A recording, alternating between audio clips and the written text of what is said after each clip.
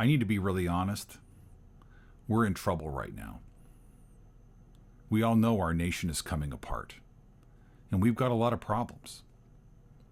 Farmers are getting about 20% of the value for the crops that they produce as they did 40 years ago. Meanwhile, a loaf of bread costs like $8.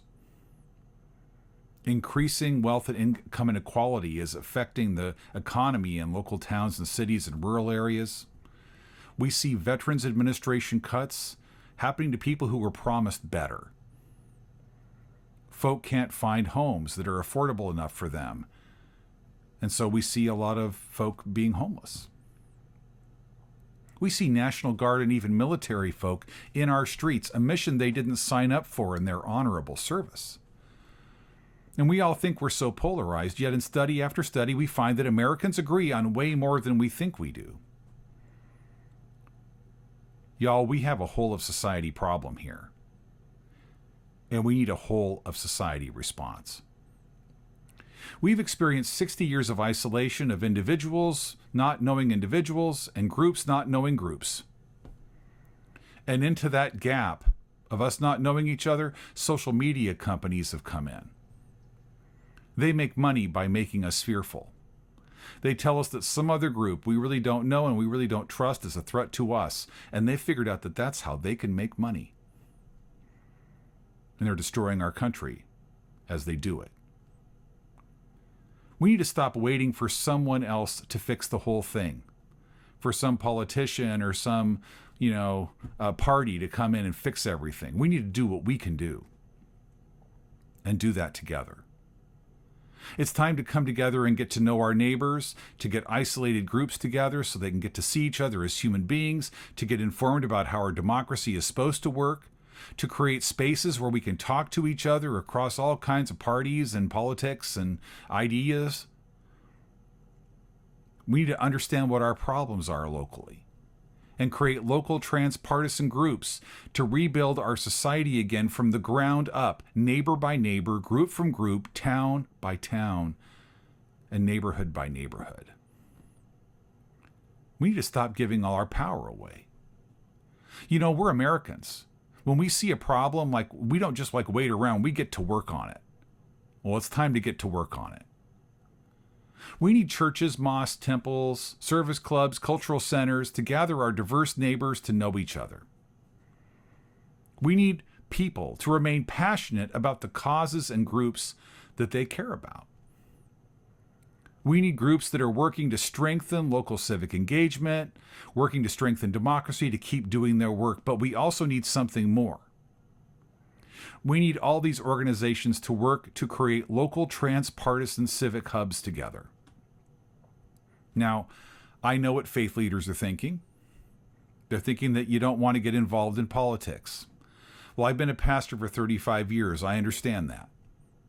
But we need something more from all of us right now.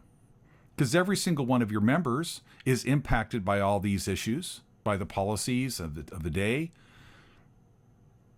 They're impacted by the polarization that we see and feel in us and around us.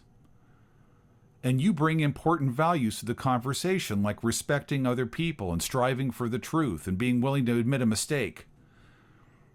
Your reluctance is actually a gift, because you can help create spaces where people respect one another enough to agree on some things and disagree on others, just like happens in your community.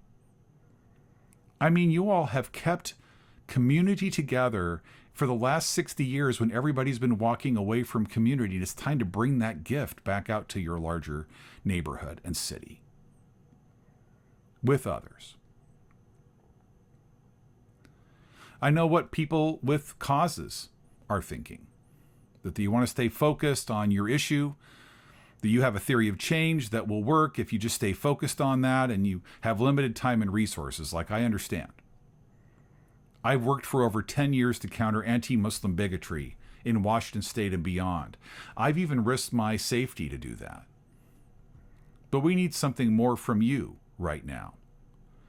We need you to learn to bring your cause into conversation with the rest of the community.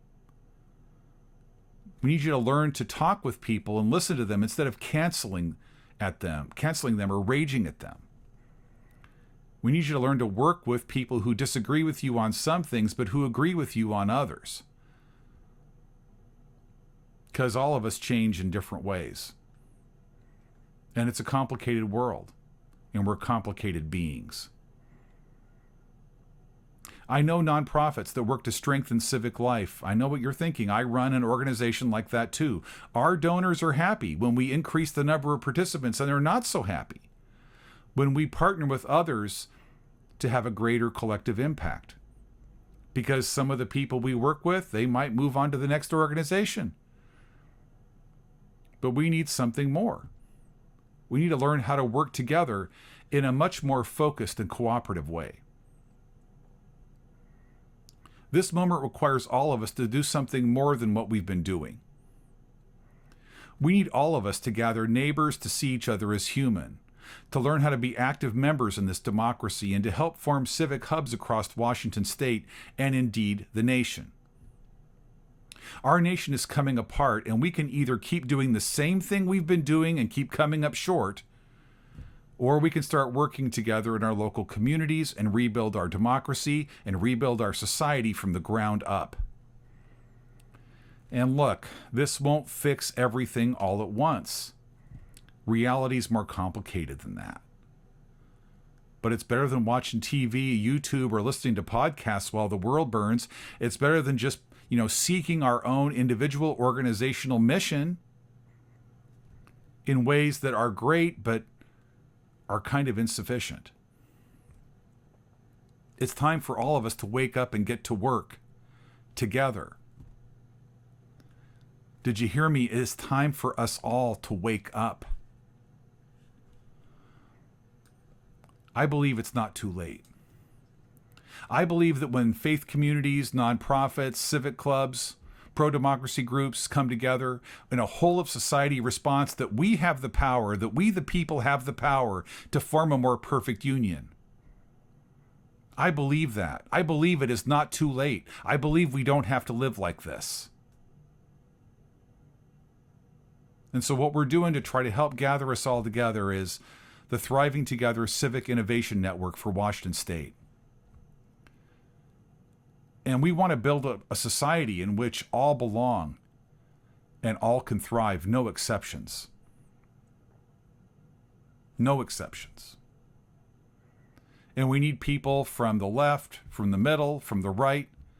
We need people from churches, mosques, and temples, and nonprofits, and civic organizations that are here to help strengthen our democracy, to all come together and work together in a cooperative way to help all this happen at a local level.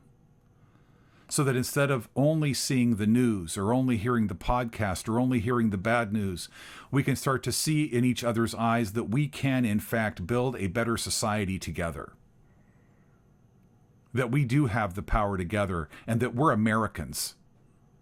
And we don't just sit around and do nothing when our country and our community is in trouble, but we get up and we get to work and we get to work together. That's what our founders did. That's what many of the founders of our own traditions and cultures have done. They didn't just sit around and complain about it. They got up and they got busy. Well, we can do the same thing. We can do it together. We can do it. We can do it together. Join us.